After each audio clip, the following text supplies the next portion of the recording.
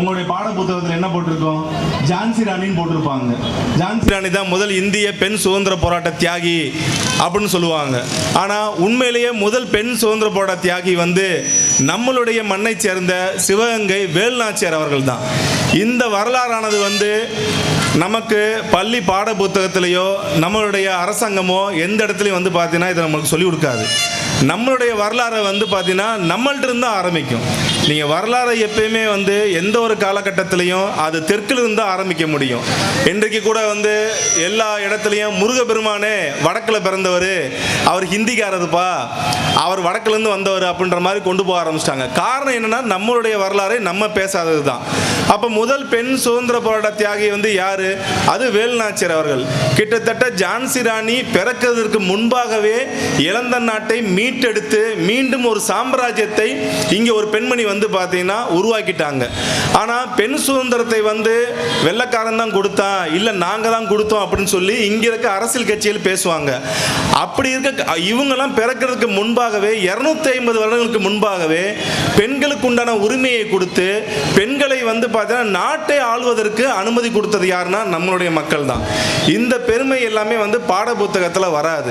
அதே போல இங்கே நம்ம இந்திய மன்னர்களாகிய பிருத்திவிராஜ் சவுகான், அக்பர், பாபர் அப்படின்னு சொல்லி உங்களுடைய பாட புத்தகத்தில் இடம் பெற்றிருக்கோம்.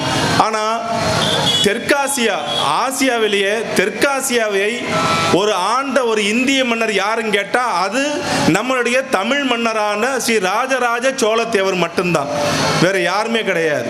இதுவும் உங்கள் பாட புத்தகத்தில் இருக்காது. இந்திய மன்னர்கள் அங்கே ஆண்டாங்க, சவுத் இந்தியா வரைக்கும் வந்தாங்க அப்படின்னு சொல்லுவாங்க. ஆனால் இந்த இந்திய மன்னர்கள் அந்தந்த மாநிலத்தை ஆளுவதற்கு முன்பாகவே தெற்காசியா, இன்றைக்கு இருக்கிற Indonesia, Thailand, Burma, Malaysia, Singapore உள்ளிட்ட அத்தனை நாடுகளையும் புலிக்கொடியை உயர விட்டாப்புல ஒரு தமிழ் மன்னன்.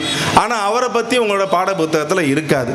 இந்த வரலாறுகள்லாம் எப்படி இருக்குதோ, இந்த வரலாறுலாம் எப்படி சொல்லப்படாமல் இருக்கிறதோ, அதே போலதான் நம்மளுடைய நத்தங்கணவாய் தாக்குதலும் சரி, நம்மளுடைய வரிகுடா இயக்கத்தை நடத்தி அதன் மூலமாக வெள்ளையர்களுக்கு வரி கொடுக்காமல் 5000 கல்லர்கள் இதே வெள்ளூர் நாட்டில் உயிர் நீத்தாங்க. இந்த வரலாறும் உங்க பாட புத்தகத்தில் என்னைக்குமே இருக்காது. நம்மளுடைய வரலாறை, நம்மளுடைய மன்னர்களுடைய வரலாறை, நம்மளுடைய மக்களுடைய வரலாறை நாம் தான் இது பேசணும். இன்னைக்கு இந்த மேடையில் பேசுறேன். இன்னும் ஒரு 10 வருடங்கள் கழிச்சு மாணவ செல்வங்கள் நீங்க எல்லாம் இங்க இருக்கீங்க. இருக்கிறதுலேயே இந்தியாவில் உயர் பதவியான பிரசிடென்ட், ஜனாதிபதி, முப்படைக்கும் தளபதியாக இருக்கக்கூடிய ஒரு ஜனாதிபதி ஒரு அரசு பள்ளியில் படித்தவர் தான் நம்மளுடைய அப்துல் கலாம் அவர்கள். அப்துல் கலாம் எங்கே படித்தாப்புல? சிபிஎஸ்சி பள்ளிக்கூடத்திலேயோ இல்லை ஒரு மெட்ரிகுலேஷன் பள்ளிக்கூடத்திலேயோ படித்தவர் கிடையாது. அவர் நம்மளுடைய மண்ணின் மைந்தரான ராமேஸ்வரம் என்ற ஒரு குட்டி தீவில் ஒரு உங்களை போல தான் இந்த மாதிரி யூனிஃபார்ம் மாட்டிக்கிட்டு ஒரு ஏழை எளிய ஒரு குடும்பத்திலேருந்து படித்து இந்தியாவுக்கே முப்படைக்கு பார்த்தீங்கன்னா தளபதியாக இருக்கக்கூடிய பிரசிடென்ட் போஸ்டிங் இருந்தவர். அது மட்டும் இல்லாமல் உலகமே திரும்பி பார்க்க வைத்த ஒரு ஆட்டமிக் எனர்ஜி, ஒரு அணுகுண்டுன்றது இந்தியாவுக்கையும் உருவாக்க முடியும் என்பதை அந்த டெக்னாலஜியை கொண்டு வந்தவர். ஸோ இந்த மாதிரி நீங்கள் நாளைக்கு இந்த அரசு பள்ளியில் படிக்கிற இந்த மாணவ செல்வங்கள் நாளைக்கு படித்து கண்டிப்பாக உங்களிலிருந்து யாரோ ஒரு ஐஏஎஸ் வருவீங்க, ஒரு ஐபிஎஸ் அதிகாரியாக வருவீங்க, ஒரு தாசில்தாராக வருவீங்க. ஒரு நாளைக்கே தமிழ்நாட்டு அரசனுடைய, அதாவது ஒரு தமிழ்நாடுனா தமிழ்நாட்டை ஆட்சி செய்வது முதலமைச்சர் சொல்லுவாங்க. ஆனால் அந்த முதலமைச்சருக்கே எல்லா வகையான இன்ஸ்ட்ரக்ஷன் கொடுக்கிறது யாருன்னா சீஃப் செக்ரட்டரி, தலைமைச் செயலாளர்னு சொல்லுவாங்க. அந்த தலைமைச் செயலாளர் போஸ்டிங் யாருன்னா ஒரு 25 வருடங்கள் கலெக்டராக யார் அந்த பணி செஞ்சாங்களோ அவங்க தான் சீஃப் செக்ரட்டரி ஆக முடியும். ஸோ நீங்கள் நாளைக்கு ஒரு 15 வருடம் கழித்து படித்து ஒரு கலெக்டராக வந்ததுக்கப்புறம் ஒரு சீஃப் செக்ரட்டரியாக போகிறப்ப நீங்கள் இந்த வரலாறு எல்லாத்தையும் பாட புத்தகத்தில் எடுத்து கொண்டு வரணும். ஏன்னா எங்களுடைய காலமானது, எனக்கு ஆல்மோஸ்ட் ஒரு 40 வயசு ஆயிடுச்சு. ஐயா வைகை பத்மநாதன் கிட்டத்தட்ட ஒரு 10-15 வருடங்களாக வரலாற்றை எழுதிட்டு வராப்புல, அவருக்கும் வயதாகிவிட்டது. எங்களுடைய காலத்தில் நாங்கள் சொல்லிட்டு போகிறோம். இதை நீங்கள் அடுத்த கட்டத்துக்கு மாணவ செல்வங்க நீங்கள் தான் ஒரு ஐஏஎஸ் அதிகாரி ஆகிறப்ப இதையெல்லாம் அரசாங்கத்துக்கு கொண்டு போய் சேர்க்கணும். இதற்குண்டான டாக்குமெண்ட்ஸ் நம்ம இன்னைக்கு காலகட்டத்தில் வந்து ஒரு போதாத காலகட்டத்தில் வாழ்ந்துகிட்டு இருக்கோம். ஏன்னா முருகனை வந்து அவர் வடக்கில் பிறந்தோன்றாங்க. முருகன் என்னைக்கியா ஹிந்தி பேசினாப்புல? முருகன் ஹிந்தி கடவுளா தமிழ் கடவுளா? யோசித்து பார்க்க, ஒரு தமிழ் கடவுள் அவருக்கே இவ்வளோ பெரிய சோதனை வந்துருச்சு. ஏன்னா நம்மளுடைய வரலாறை நம்ம பேசாத காரணம் தான். நம்மளே வந்து அலெக்சாண்டரை பற்றி பேசுவோம், ஆனால் அலெக்சாண்டர் வந்து இந்தியாவுக்கு வந்து தோத்து போனாப்புல. அந்த வரலாறு யாரும் பேச மாட்டாங்க. அலெக்சாண்டர் வந்து கிரேக்கத்தினுடைய மன்னர், அவர் அங்கே போய் கைப்பற்றினாரு, இந்த நாட்டை பிடிச்சாருன்னுவாங்க. ஆனால் இந்தியாவுக்கு வந்தால் தோத்து போயிட்டாப்புல. அதை பற்றி வந்து பார்த்தீங்கன்னா பாட புத்தகத்தில் வராது. ஸோ நம்மளுடைய வரலாறை நம்ம வந்து நம்மள்ட்ட இருந்து ஆரம்பிக்கணும். இப்போ இந்த நத்தங்கணவாய் தாக்குதல், நத்தங்கணவாய் போர் அப்படின்னு சொல்லி நம்மளுடைய முக்குளத்தூர் சட்ட இயக்கமும் முக்குளத்தூர் முன்னேற்ற சேனையும் இது ஆல்மோஸ்ட் 4வது வருஷமா முரளி இது 4வது வருஷமாக வந்து இது நடத்திக்கிட்டு இருக்கோம். ஏன் வந்து மேலூரில் நடத்துகிறோம் அப்படின்ற விஷயத்தை புரிஞ்சுக்கணும். இந்த நத்தங்கணவாய் தாக்குதல் வந்து நடந்தது. நம்ம நத்தங்கணவாயில் வந்து பிரிட்டிஷ்காரங்களை எதிர்த்து சண்டை போட்டு சாமி சிலையை மீட்டாங்க. எந்த சாமி சிலையை? நம்ம திருமூரில் பெருமாள்னு ஒரு கோயில் இருக்குது, எல்லாரும் பார்த்துருப்பீங்க. அந்த கோயில் இருக்கிற காலபெருமாள் அந்த சாமி சிலையை வந்து வெள்ளையர்கள் வந்து பார்த்தீங்கன்னா உடச்சி எடுத்துகிட்டு போயிறாங்க. அதை மீட்டெடுத்து அந்த போராட்டம். ஏன் மேலூரில் வந்து இந்த ஃபங்க்ஷன் நடத்தணும்? இதை நீங்கள் திருமூர் கோயிலில் நடத்தலாமே, இல்லை நத்தங்கணவாய் அங்கே நடத்தலாமே, ஏன் மேலூர்? அப்படின்னா மேலூர் என்பது வெள்ளையர்கள் முதலாக ஆங்கிலேயர்கள் ஒரு வழிபாதையை பயன்படுத்துவதற்கு பயந்த ஒரு ஊர்னா அது இந்த மேலூர் தான். இது பிரிட்டிஷ் கவுன்சிலேயே ரொம்ப கொடிய கள்ளர்களும் கொடிய விலங்குகளும் நடமாடக்கூடிய இந்த மேலூர் பாதையை யாரும் பயன்படுத்தாதீங்க. பிரிட்டிஷ் ஆர்மியானது மேலூரை சுற்றி போங்க, இந்த வழியை பயன்படுத்தாதீங்க அப்படின்னு சொல்ற அளவுக்கு இந்த மேலூரானது ஒரு வீரமிக்க மண்ணு. இது ரொம்ப வீரமிக்க மண்ணு. இது பேசப்படாத ஒரு வரலாறு தான் ரொம்ப நாள் காலமே இருந்து கொண்டிருக்கிறது. 2018 முதலாக இந்த நத்தங்கணவாயை பற்றி ஒரு கட்டுரை வடிவில் வந்து எழுதி போட்டோம். அப்போ இதை வந்து ஒரு 10 பேர் தான் பார்த்துருந்தாங்க. ஆனால் இன்னைக்கு ஒரு 4 வருடத்தில் மக்கள்கிட்ட இப்படி போய் சேரும் அப்படின்றத நாங்கள் எதிர்பார்க்கவே இல்லை. என்ன நடக்குது? 1755 ஆண்டு மதுரையில் அப்போ பாண்டிய மன்னர் ஆட்சியும் போயிருச்சு. அதன் பின்பு வந்து நாயக்கர்களோட ஆட்சியும் போயிருச்சு. அதன் பின்பு ஆற்காடு நவாப்புடைய மேலாண்மையை ஏற்றுக்கொண்டு இங்கே சிறு சிறு முஸ்லீம் மன்னர்கள் வந்து ஆட்சி செய்து கொண்டிருந்தாங்க. அந்த காலகட்டத்தில் பாண்டிய மன்னர்களுக்கு பின்பு இங்கே இருந்த பாண்டிய மன்னர்களுடைய தளபதிகளாகவும் பாண்டிய மன்னர்களுடைய போர் வீரர்களாகவும் இருந்த இந்த முக்குளத்து கள்ளர் மக்கள் வந்து அங்கங்கே நாட்டு கட்டமைப்பை உருவாக்கி அந்த நாட்டின் மூலமாக நீதி வழங்குதல், இங்கே இருக்கிற மக்களை பாதுகாக்கின்ற வேலையை வந்து தொடர ஆரம்பிச்சிட்டாங்க.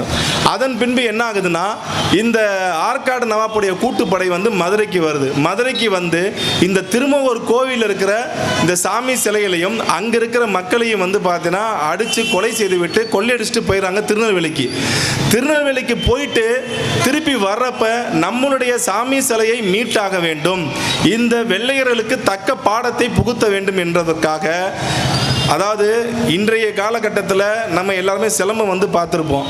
சிலம்பத்தினுடைய அந்த ஹைட்டு ஒரு 6 அடி வரைக்கும் அந்த கம்பை வச்சு சுற்றுவாங்க. ஆனால் அன்றைய காலகட்டத்தில் வந்து 18 அடி நீளமுள்ள ஒரு ஈட்டியை வந்து பயன்படுத்தியிருக்காங்க. ஒரு 18 அடி உள்ள ஈட்டியானது அதனுடைய உயரம் எப்படி இருக்கும்? ஒரு மனிதனுடைய சராசரி வளர்ச்சியே வந்து 5.5 அடி தான் வந்து வளருவாங்க. ஆனால் 18 அடினா ஒரு 3 ஆளை வந்து வரிசையை நிற்க வச்சோம்னா என்ன ஹைட் இருக்குமோ அந்த ஹைட்டில் உள்ள ஒரு ஈட்டியை வைத்து அன்னைக்கு சண்டை போட்டிருக்காங்க. அப்ப அந்த மக்களுடைய உடல் வலிமை எப்படி இருந்திருக்கும், அவங்களுடைய உணவு பழக்க வழக்கம் வந்து எப்படி இருந்திருக்கும். அன்றைக்கு வந்து இந்த மாதிரி ஒரு முக்குக்கு டாஸ்மார்க் கிடையாது, அங்கங்க கஞ்சா வியாபாரம் கிடையாது. இன்னைக்கு மேலூர்ல கஞ்சா வியாபாரம்ன்றது வந்து கொடிகட்டி பறக்குது, அது எல்லாருக்குமே தெரிஞ்ச விஷயம்தான். அதே மாதிரி வந்து போதைக்கும் குடிக்கும் அடிமையாகி நம்ம இளைஞர்கள் வந்து டோட்டலா வந்து வீழ்ந்துகிட்டு இருக்காங்க. அன்றைய காலகட்டத்தில் வந்து ஒரு ஒழுக்க நெறியோட வந்து வாழ்ந்து கொண்டிருந்தாங்க. ஸோ 18 அடி நீளமுள்ள ஈட்டி வளரி என்பது வந்து, அதாவது பிரிட்டிஷ்காரன் இங்கே வந்தான், நம்மளுடைய கலைகளையும் நம்மளுடைய ஒழுக்க நெறிகளையும் எல்லாத்தையும் எடுத்துட்டு அவன் அங்கே கிளம்பி போயிட்டான், இங்கிலாந்துக்கு சுதந்திரம் கிடைச்சுட்டு. ஆனால் நம்மள்ட்ட இருந்து அவன் பார்த்த பயந்த ஒரு ஆயுதம் தான் வளரி. இதை வந்து கல்லர் தடின்னு சொல்லியே அவன் மென்ஷன் பண்ணியிருந்தான், அந்த கல்லரி ஸ்டிக்னு சொல்லியே மென்ஷன் பண்ணியிருந்தான். என்னன்னா, உலகத்தில் எந்த ஒரு ஆயுதமும் ஒரு ஆப்போசிட்ல எதிரியை வந்து வீழ்த்தணும்னா அந்த எதிரியோட சேர்ந்து அந்த ஆயுதமும் வீழ்ந்து போகும். ஆனால் உலகத்திலேயே எதிரியை அழித்து விட்டு மீண்டும் மீண்டும் எய்தவர் கைக்கே வரக்கூடிய ஒரு ஆயுதம் என்றால் அது இந்த வளரி என்ற ஆயுதம் மட்டும்தான். நல்லா வந்து பார்த்தீங்கன்னா வளைந்த வடிவத்தில் இருக்கும். அதை வந்து எரிஞ்சோம்னா எதிரினுடைய தலையை வந்து வெட்டி விட்டு திருப்பி வந்து எரிந்தவர் கைக்கே வந்து சேரும். அந்த வளரியை வந்து பயன்படுத்தியிருக்காங்க. அது போக அன்றைய காலகட்டத்திலேயே ராக்கெட் டெக்னாலஜி வந்து பயன்படுத்தியிருக்காங்க. 1755 திப்பு சுல்தான் வந்து 1799 இந்த ராக்கெட் டெக்னாலஜி வந்து பயன்படுத்தினார்னு சொல்லி இன்றைக்கு உள்ள பாட புத்தகத்தில் இருக்கு. முதலாக ஒரு ராக்கெட் டெக்னாலஜியை பயன்படுத்திய ஒரு இந்தியன் அப்படின்னு சொல்லி உங்களுடைய பாட புத்தகத்தில் பதிவு செஞ்சிருக்கு. ஆனால் திப்பு சுல்தான் பிறப்பதற்கு முன்பாகவே 1755 மே மாதம் 29 முதலாக தங்களுடைய இந்த சாமி சிலையை மீட்பதற்காக இந்த ராக்கெட் டெக்னாலஜியை பயன்படுத்தியிருக்காங்க. இதனுடைய ஆவணத்தை வந்து பிரிட்டிஷ் கவுன்சிலில் இருக்கிற அக்கவுண்ட்ஸ் ஆஃப் த வார், அதாவது அன்றைய காலகட்டத்தில் கிழக்கிந்திய கம்பெனின்னு சொல்லி தான் இருந்துச்சு. பிரிட்டிஷ்காரங்களுடைய நேரடியான ஆட்சி கிடையாது. அப்போ அந்த கிழக்கிந்திய கம்பெனிக்கு கணக்கு கொடுக்கணும். எவ்வளவு தூரம் வந்து ஃபயர் பண்ணியிருக்காங்க, எத்தனை பீரங்கிகளை பயன்படுத்தியிருக்காங்க, எவ்வளவு செலவாயிருக்குன்றத அதை கொடுக்கணும்.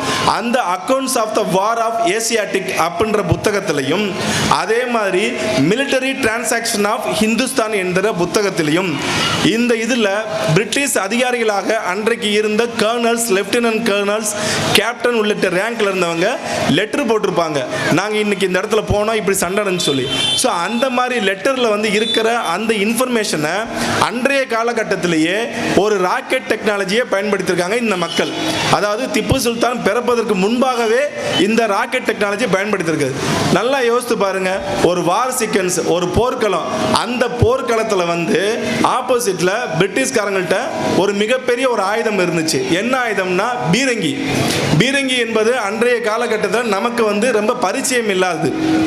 ஆனால் பீரங்கியில் வந்து அடிச்சானா தோத்துருவான்னு தெரியும். தோத்துருவான்னு தெரிஞ்சாலும் எதிர்த்து நின்று சண்டை போட்டது தான் நம்மளுடைய வீரம். அப்படி இருக்கிறப்ப அவன் பீரங்கி வச்சு அடிக்கிறான். நம்மளுக்கு என்ன பண்ணுறாங்க, பீரங்கி நம்மள்ட்ட கிடையாது, நம்ம இங்கேருந்து ராக்கெட் வந்து விட்டு அடிக்கிறோம். அவன் வந்து பார்த்து பயப்படுறான், என்னடா இது நம்ம ஒரு பீரங்கி வச்சு அடிக்கிறோம், நம்மள்ட்ட ஒரு ஆயுதம் வந்து தாக்குது, அது என்னன்னே தெரியலையே அப்படின்னு சொல்லி பிரிட்டிஷ்காரன் வியப்படைகிறான். அப்போ பிரிட்டிஷ்காரன் வியப்படுற அளவுக்கு அன்றைய காலகட்டத்திலே வந்து டெக்னாலஜியில் எங்கேயோ போயிட்டோம். ஆனால் இன்னைக்கு நம்ம கையில் ஒரு டெக்னாலஜி வச்சுக்கிட்டு இன்ஸ்டாகிராம்ன்ற ஒன்றில் வந்து வாழ்க்கையை தொலைச்சிக்கிட்டு இருக்கோம். அதை இந்த பசங்க, இப்போ இருக்கிற இந்த ஸ்கூல் பசங்க புரிஞ்சுக்கணும். நீங்கள் தயவு செய்து இந்த ஃபோனை குழந்தைகள்கிட்ட கொடுக்காதீங்க. அவனுக்கு 18 வயசு ஆற வரைக்கும் ஃபோனை கொடுக்காதீங்க. நீங்கள் நான் காலேஜ் படிக்கிறப்பையும் ஸ்கூல் படிக்கிறப்பையும் ஒரு திரைப்படத்துக்கு போனோம்னா அதில் ஏன்னு ஒன்று இருக்கும், யூன்னு ஒன்று இருக்கும். அதை பார்த்துட்டு தான் வந்து தியேட்டருக்குள்ளே படத்துக்கே போவாங்க. ஆனால் உங்களுடைய ஃபோனில் எல்லா வார்த்தைகளும் இருக்குது, எல்லா உலகத்தில் இருக்கிற எல்லா அசிங்கங்களும் அந்த ஃபோனில் இருக்குது. நீங்கள் குழந்தைங்களுக்கு ஃபோன் இருக்காங்க. நான் பெருமைக்காண்டி சொல்ல, என் வீட்டில் டிவியே கிடையாது. என் பிறந்திருந்து என் பொண்ணுக்கு என் பையனுக்கு டிவின்னு என்னன்னே தெரியாது, டிவியே கிடையாது. இந்த தொலைக்காட்சினால, இந்த டிவினால ஏதாவது நன்மை இருக்குன்னா எந்த நன்மையுமே கிடையாது. திறந்தா, அதாவது எந்த நிகழ்ச்சி திறந்தாலும் சரி, ஒன்று குழந்தைய வச்சு பாட்டு பாட விடுவானுங்க, இல்லை அரைங்குறமா ஆட்டம் போட விடுவானுங்க. என்னமோ வந்து பாட்டு பாடினா மட்டும்தான் வந்து பெரிய திறமைசாலியா? அப்படியே ஒரு பாட்டு பாடி முடிச்சோடனே வந்து ஜட்ஜஸ் புறம் போய் கட்டி பிடிப்பானுங்க, அழுவானுங்க. ஒரு பாட்டு தானே பாடுவாங்க. நம்ம ஊரில் நம்ம கிளவிக்கு பாடாத பாட்டா? செத்தா பாடுங்க, பிறந்தா பாடுங்க, வயசுக்கு வந்தா பாடுங்க, என்ன வகையான பாட்டு வேணும் சொல்லுங்க? செத்து போனால் அந்த கிளவி ஒரு பாட்டு பாடுங்க, உட்காந்து அழுதுட்டு ஒரு பாட்டு பாடுங்க, பிறந்தா ஒரு பாட்டு பாடுங்க, அழுதா ஒரு பாட்டு பாடுங்க, பொண்ணு பூ பூத்துச்சுன்னா ஒரு பாட்டு பாடுவாங்க. அந்த அளவுக்கு வந்து நம்மள்ட்ட இல்லாத பாட்டா? என்னமோ இந்த பாட்டு பாடினாதான் அந்த குழந்தை வந்து பெரிய திறமைசாலி மாதிரியும், ஒரு ஆட்டம் ஆடினாதான் வந்து திறமைசாலி மாதிரியும். வீட்டில் நான் சின்ன வயசில் வளர டயத்தில் வீட்டில் இருக்க பெண் குழந்தைகள் வந்து ஒரு ஆடிச்சுன்னா அடிப்பாங்க. ஆட்டக்காரியா நீ குழந்தைய ஆட விட்டு வேடிக்கை பார்க்குற அப்படின்ட்டு. ஆனால் அன்றைக்கி டான்ஸ் ஆடுறது தான் வந்து பெரிய திறமை மாதிரி பேசிகிட்டு இருக்காங்க. டிவியை பார்க்க விடாதீங்க, ஃபோனை கையில் கொடுக்காதீங்க. இன்றைக்கி மாவட்ட கலெக்டராக இருக்கிற கலெக்டர்கிட்டையோ, ஒரு ஐபிஎஸ் அதிகாரிகிட்டையோ, ஒரு ஜட்ஜாக இருக்கிற ஒரு ஜட்ஜிட்டையோ நீங்கள் போய் கேளுங்க, அவங்க வீட்டில் டிவி இருக்காது, அவங்க ஃபோனை யூஸ் பண்ணியிருக்க மாட்டாங்க. இது எல்லாமே சும்மா வந்து சொல்லுவாங்க, குழந்தைகளை கெடுக்கிறதுக்காண்டி தான் வந்து இந்த ஃபோனு. நல்லா கவனித்து பாருங்கள், நீங்கள் வாங்குகிற ஒவ்வொரு பொருளையும் ஃபோனை வச்சு தான் விற்பாங்க. குழந்தைகளை தான் டார்கெட் பண்ணுவாங்க. ஒரு குழந்தை வந்து பார்த்தீங்கன்னா நான் இந்த சாஸ் இருந்தால் தான் நான் இந்த பொருளை சாப்பிடுவேன் அப்படின்னு சொல்லி உடனே காசை அப்பாவோட பாக்கெட்டில் காசு எடுத்துட்டு வேகமாக ஓடி போய் அந்த கிசான் சாஸை வாங்கி வச்சுட்டு தான் அது சாப்பிடும். அதை பார்த்து நம்ம குழந்தை என்ன பண்ணும், எனக்கு அதுதான் வேணும்னு கேட்குமா கேட்காதா? அப்போ இதே மாதிரி வந்து ஒரு வயசுக்கு வந்த பையன் இதை செஞ்சாங்கன்னா அதை வந்து அந்த பையனை சிரிப்பான். ஸோ குழந்தைகள் தான் டார்கெட்டு. அதனால தான் டிவிலையும் சரி இந்த ஃபோன்லேயும் சரி இன்னைக்கு இந்த இன்ஸ்டா இன்ஃப்ளூயன்சர், தயவுசெய்து உங்கள் ஸ்கூலுக்கோ உங்கள் காலேஜுக்கோ எவனாவது இந்த இன்ஸ்டா இன்ஃப்ளூயன்சரு இந்த அரகுரமாக வந்து பார்த்தீங்கன்னா ஆட்டம் போகிறவங்களை கூட்டு வந்தாங்கன்னா நீங்கள் இங்கே இருக்க தாய்மாரை பூரா வந்து செருப்பு கழட்டி போய் அடிங்க, செருப்பு கழட்டி போய் அடிங்க. இந்த ஒருத்தெல்லாம் வந்து இந்த பூசணிக்காய் கையில் வச்சு தின்னுறான் பாருங்க, அவன் பேர் என்ன வாட்டர் மிலன் ஸ்டார் பாருங்க. அதாவது இந்தியாவுடைய ஜனாதிபதி பேர் என்னன்னு கேட்டால் குழந்தைகள் தெரியாது, இந்தியாவுடைய பிரதமர் பேர் கேட்டால் கூட தெரியாது, இந்தியாவுடைய chief of army, chief of navy, chief of air force, மதுரையுடைய கலெக்டர் பேர் என்னன்னு கேட்டால் தெரியாது, மதுரையுடைய கமிஷனர் பேர் கேட்டால் தெரியாது. ஒரு வாட்டர் மிலன் ஸ்டார்னு சொல்கிறீங்களே நீங்கள், அவன் என்ன இந்திய சுதந்திர போராட்ட தியாகியா? அப்போ எந்த அளவுக்கு வந்து பார்த்தீங்கன்னா அவனை கூட்டிகிட்டு காலேஜுக்கு போகிறானுங்க. இன்னும் ஒரு பொண்ணு நைட் ஆனால் வந்து பார்த்தீங்கன்னா வந்து அந்த ஆட்டத்தை பார்க்க முடியாது, காக்கா வலிக்குள்ள தோற்று போயிடும். அதை வந்து ஸ்கூலுக்கும் காலேஜுக்கும் வந்து ஒரு சீஃப் கெஸ்ட்டாக கூட்டு போகிறானுங்க. எவ்வளோ பெரிய அவலம் சொல்லுங்கள், எவ்வளோ பெரிய அவலம். நம்ம இந்த மேலூர் பகுதி மக்கள் வந்து வாழ்வாதாரத்துக்காக தன்னுடைய சொத்தை எல்லாத்தையும் விற்றுட்டு தன்னுடைய மனைவியோட பேரில் இருந்து சொத்தெல்லாம் விற்று கர்னல் பென்னிங் குக் அவர்கள் வந்து அங்கே டேம் கட்டினாப்புல. அந்த டேமோட கட்டினால தான் வந்து இங்கே மேலூரில் வந்து இவ்வளோ போக விவசாயம் நடக்குது. நம்ம கர்னல் பென்னிங் குக்கை பற்றி நம்ம குழந்தைங்களுக்கு சொல்லி கொடுத்துருப்போமா? சொல்லி கொடுத்துருக்க மாட்டோம். ஆனால் குழந்தைங்களுக்கு வந்து இன்ஸ்டா இன்ஃப்ளூயன்சர் பேரும் எல்லாமே நல்லா தெரியுது. ஃபோனை கையில் கொடுக்காதீங்க, அழுதா செவிலில் ஒன்று விடுங்க, 2 வாட்டி விடுங்க, 3வது கேட்காது. புரியுதுங்களா? நீங்கள் ஸ்கூலில் வந்து வாத்தியாரும் அடிக்கக்கூடாதுன்னு சொல்லிட்டீங்க, வாத்தியார் கெட்டு குட்டிச்சோறாலும் பரவாயில்லன்னு சொல்லிட்டு வந்து கடந்து போயிடுறாங்க. வீட்டில் நீங்களும் அடைக்கலைன்னா, நீங்களும் கண்டிக்கலைன்னா இந்த குழந்தைய வந்து எப்படி வளர்க்க முடியும்? நான் ஸ்கூலில் படிக்கிறப்ப வந்து என் உடம்புல வந்து படாத காயமே கிடையாது. எல்லாத்துக்கும் அடி விழுகும், எல்லா ஸ்கூல்லையுமே தான் சரி, எல்லா ஸ்கூல்லையும் இங்கே இருக்க மேடையில் உட்காந்து படிக்கிறவங்க பாருங்க கேளுங்க, அப்படி ஒரு கண்டிப்பாக இருந்துச்சு. ஒழுக்கத்தை கற்றுக் கொடுத்தாங்க ஸ்கூலில். ஆனால் ஒழுக்கத்தை கற்றுக் கொடுத்த ஸ்கூல்லையே வாடி வாடி வாடி, கைப்படாத சீடி, கண்ணு கூசு லேடி அப்படின்னு சொல்லி பாட்டு பாடி டான்ஸ் ஆடி அந்த டீச்சர் கூட குத்தாட்டம் போகிற அளவுக்கு போயிருச்சு. இன்னைக்கு போயிருச்சா இல்லையா சொல்லுங்க? இது எவ்வளோ பெரிய அவலம் இது. ஒரு கல்வின்றது எதுக்கு? ஒரு ஒழுக்கத்தை வந்து சொல்லிக் கொடுக்கணும், ஒரு தனிநபர் ஒழுக்கத்தை சொல்லிக் கொடுக்க வேண்டிய ஒரு இடம்.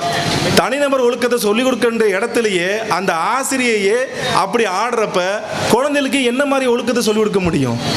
ஸோ குழந்தைங்க வந்து ஒழுக்க ரீதியான விஷயங்களை கண்காணிங்க. இந்த வரலாறு விஷயத்தை வந்து எதுக்கு சொல்லிக் கொடுக்கணும்னா, குழந்தைகளுக்கு வந்து வீரத்தை சின்ன வயசுலேருந்து சொல்லிக் கொடுங்க. நம்ம யார், நம்மளுடைய பின்புலம் என்ன, நம்ம இன்னைக்கு இவ்வளோ தூரம் படித்து முன்னேறி இருக்கோம்னா இந்த கல்வி எப்படி கிடச்சிச்சு, இந்த மாதிரி விஷயங்கள்லாம் வந்து இன்னைக்கு பொதுவாக வந்து இன்னைக்கு வந்து உட்காந்து பேசுகிறோமே, இந்த சுதந்திரம் யார் வாங்கி கொடுத்தா, எவ்வளோ கஷ்டப்பட்டாங்க, இது ஏதோ வந்து வடக்கில் இருந்த ஜான்சி ராணியோ வடக்கில் இருந்த மன்னர்களோ இந்த சுதந்திரத்தை வாங்கி கொடுக்கல. நம்மளுடைய நேட்டிவிட்டியில் நம்மளுடைய மக்கள் இந்த காலங்காலமாக ஒவ்வொரு அந்நிய படையெடுப்புலையும் உயிர் நீத்த நம்மளுடைய முக்குலத்தோர் சமுதாயம் தான் வந்து இதில் 99% வந்து உயிர் தியாகம் செஞ்சுருக்காங்க. நீங்கள் யோசித்து பாருங்கள், வரி கொடுக்க முடியாது. இன்றைக்கி வெள்ளூர் நாட்டில் மிகப்பெரிய ஒரு கட்டுப்பாடு உள்ள நாடு வந்து இருக்கிற இந்த பக்கத்துக்கு 3 நாட்டில் வெள்ளூர் நாட்டில் கட்டமைப்பு வந்து ரொம்ப அதிகம். இந்த வெள்ளூர் நாடு 1769 ஒரு மிகப்பெரிய வந்து ஒரு அழிவை சந்திச்சிச்சு. என்ன சந்திச்சிச்சுன்னா, நாங்கள் வெள்ளையருக்கு கட்டுப்பட மாட்டோம், ஆங்கிலேயர்களுக்கு கட்டுப்பட மாட்டோம், எங்கள் நாடை வந்து நாங்கள் தான் ஆட்சி செய்வோம், இங்கே இருக்கின்ற வண்ணாரும் இங்கே இருக்கின்ற நாவிதரும் இங்கே இருக்கின்ற பல்லர் பறையர் எல்லா சமூகமே எங்களுடைய சமூகம் தான், இந்த மக்களுக்கு உண்டான ஆட்சியை தான் நாங்கள் நடத்துவோம்னு சொல்லி வரி கொடுக்க முடியாதுன்னு சொன்னாங்க. அதற்காக கேப்டன் ரூம்லே என்கின்ற ஒரு மிகப்பெரிய ஒரு அன்னைக்கு இருந்த பிரிட்டிஷ் அதிகாரி இந்த நாட்டுக்குள்ள புகுந்து 5000 கல்லர்களை வந்து குழந்தைகள் பெண்கள் ஆண்கள் பார்க்காம 5000 பேர்த்த வந்து கொண்டு குவிச்சான். அப்படிலாம் கஷ்டப்பட்டு தான் வந்து இன்னைக்கு அந்த வெள்ளூர் நாடே வந்து மிகப்பெரிய கட்டமைப்பில் இருக்கு. ஆனால் அந்த வரலாறு யாரும் சொல்லியிருப்பாங்களா? சொல்லிக்க மாட்டாங்க. ஜாலியன் வாலாபாக் படுகொலை தெரியுமா? அதை பற்றி சொல்லுவாங்க. ஜாலியன்வாலாபாக் படுகொலை எங்கே நடந்துச்சு? பஞ்சாபில் நடந்துச்சு. பஞ்சாபில் நடந்ததை வந்து உங்கள் ஸ்கூல் புத்தகத்தில் படிக்கிறீங்க.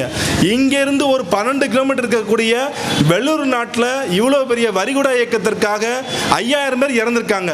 அந்த வரலாறை வந்து நம்ம பாட புத்தகத்தில் பார்க்க முடியுதா? பார்க்க முடியாது. இது எல்லாமே ஆன் ரெக்கார்டா பிரிட்டிஷ் காலத்தில் தெள்ள தெளிவாக குறிப்பிடப்பட்டிருக்கு. ஆனால் சுதந்திரத்துக்கு முன்னாடியும் சரி, சுதந்திரத்துக்கு பின்னாடியும் சரி, மிகப்பெரிய ஒரு துரோகம் இழைக்கப்பட்ட சமுதாயமாக தான் வந்து நம்ம வாழ்ந்துகிட்டு இருக்கோம். இந்த மாதிரி வரலாறுலாம் குழந்தைகளுக்கு சொல்லிக் கொடுங்க. தயவுசெய்து நயன்தாராவையும் திரிசாவையும் இருக்கிற நடிகர்களுடைய கவர்ச்சியில் வந்து பார்த்தீங்கன்னா குழந்தைகளை வந்து வளர்க்காதீங்க. நடிகர் என்பவர் வந்து காசு கொடுத்து நடிக்கிறாங்க. நீங்க வந்து பணம் கொடுக்குறீங்க. நீங்க கொடுக்குற பணத்தில் தான் வந்து அவங்க எல்லாருமே வந்து இன்னைக்கு 1000 கோடி 500 கோடி 2000 கோடி நாட்டை ஆளும் அளவிற்கு வந்து விட்டார்கள். நாட்டை ஆளும் அளவுக்கு வந்து விட்டார்கள். ஆனால் உங்களுடைய குழந்தைகளை வந்து ஒரு நல்ல ஒரு ஐபிஎஸ் ஆஃபீஸர் இருப்பாப்புல, ஒரு நல்ல ஒரு ஐஏஎஸ் ஆஃபீஸர் இருப்பாப்புல, ஒரு நல்ல தாசில்தார் இருந்திருப்பாப்புல, அவரை ரோல் மாடலை எடுத்து கொடுத்து அவர்களுடைய அதாவது இவங்கள மாதிரி நீ வரணுமா, நீ ஒரு ஐஏஎஸ்ஸாக வரணும், நீ ஒரு ஐபிஎஸ்ஸாக வரணும். நம்ம மேலூர் பகுதியில் நம்மளுடைய ஹைகோர்ட்லேயோ, மதுரை ஹைகோர்ட்லேயோ, மதுரையுடைய டிஸ்ட்ரிக்ட் கோர்ட்லேயோ எத்தனை பெண்கள் வந்து பார்த்தா ஜட்ஜாக இருக்காங்க? நீங்கள் சொல்லுங்கள், எத்தனை ஜட்ஜ் இருக்காங்க? நம்ம மதுரை பகுதியில் இதுவரைக்கும் மேலூரை சேர்ந்த எந்த பெண் குழந்தை வந்து ஐஏஎஸ் ஆகி வந்திருக்கு? எந்த ஐபிஎஸ் ஆஃபீஸராக வந்திருக்காங்க? யாராவது ஒரு ஆளை சொல்லுங்கள் பார்ப்போம்.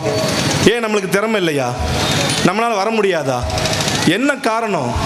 நம்ம குழந்தைய வந்து இந்த மாதிரி ஐஏஎஸ் ஐபிஎஸ் அட்லீஸ்ட் ஒரு தாசில்தார் ஒரு விஓஆர்னு சொல்லி வந்து குழந்தைய வளர்க்க வைக்கணும். குழந்தை கையில் வந்து நீங்கள் ஃபோனை கொடுத்து இன்ஸ்டாகிராம் பார்க்க வச்சுட்டு அதுவும் ஒரு நாளைக்கு வந்து ஃப்ரண்ட் கேமரா ஆன் பண்ணி வச்சுட்டு டான்ஸ் ஆடிக்கிட்டு இருக்கோம். உங்களால் தட்டி கேட்க முடியுமா? முடியாது. நல்ல வரலாறையும் நல்ல மக்களுடைய வரலாறையும் நல்ல அதிகாரிகளுடைய வரலாறையும் நீங்கள் குழந்தைகளுக்கு சொல்லிக் கொடுப்பேனால் உங்கள் குழந்தை அது போலவே வளரும். இல்லைன்னா வந்து நாளைக்கு உங்களையே தூக்கி போட்டு மிதிக்கிற மாதிரி தான் வளர்ந்து நிற்கும். இப்பயே வந்து பாருங்க, அதிகமாக ஃபோன் யூஸ் பண்ணுற குழந்தைங்க பூரா ஒரு ஸ்டேஜுக்கு மேலே நீங்கள் கேள்வி கேட்டீங்கன்னா உங்களை அடிக்க வரும், மிரட்டும், உங்களை பல்ல கடிக்கும், தூக்கி வீசும். ஏன்? குழந்தைங்களோட மனநிலை அந்த மாதிரி வந்து மாற ஆரம்பிச்சிடும், அடமெண்ட்டாக மாறும். ஒரு 2 ஆட்டி விடுங்க, 3 ஆட்டி விடுங்க, 4வது வாட்டி வீட்டை வெளியே போயிட்டு விளையாட ஆரம்பிக்கும். ஒரு 4 குழந்தைங்க வந்து பார்த்தீங்கன்னா சின்ன வயசில் கூடி நின்று அது வாழணும். தனிமையில் வளரக்கூடிய குழந்தைகள் எல்லாமே வந்து பார்த்தீங்கன்னா ரொம்ப டிப்ரெஷனில் தான் வளரும். தனிமையில் குழந்தையில வளர்க்காதீங்க. அதே மாதிரி அத்தை பொண்ணு மாமா பொண்ணு அத்தை பையன் மாமா பையன் கூட தான் பேச விட்டு பழக விடுங்க. நீங்கள் வந்து பார்த்தீங்கன்னா பொருளாதார ரீதியாக உங்களுடைய கணவனுடைய அக்காவுடைய பசங்க பொருளாதாரத்தில் பின்தங்கி இருப்பாங்க, அவங்கள்ட்ட சேர விட மாட்டீங்க. நாளைக்கு கடைசியில் வந்து பார்த்தோன்னா என் புள்ள இந்த லவ் பண்ணி நிற்கிதுன்னு சொல்லிட்டு வந்து இங்கே முரளிக்கு ஃபோன் பண்ணுவீங்க, ஏன்பா அந்த மாதிரி கூட்டிகிட்டு ஓடுதுப்பா அப்படின்ட்டு. ஏன்?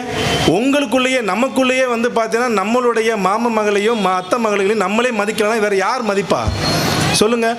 நம்ம எல்லாரும் இன்னைக்கு உங்கள்கிட்ட வந்து பணம் இருக்கலாம், இன்னைக்கு உங்கள்கிட்ட வந்து பார்த்தீங்கன்னா வீடு இருக்கலாம், வாசல் இருக்கலாம், சொத்து இருக்கலாம், சுகம் இருக்கலாம், எல்லாமே இருக்கலாம். ஆனால் நீங்கள் வந்து எல்லாருமே வம்சாவளியாக வந்து இருந்ததா? இல்லை. அது போல தான் ஒவ்வொரு காலகட்டத்தில் ஒருத்தங்க மேலே வருவாங்க, ஒருத்தங்க கீழே வருவாங்க. திரும்ப வந்துட்டாப்ல பாரு முரளி, திரும்ப வந்துட்டார் பாரு.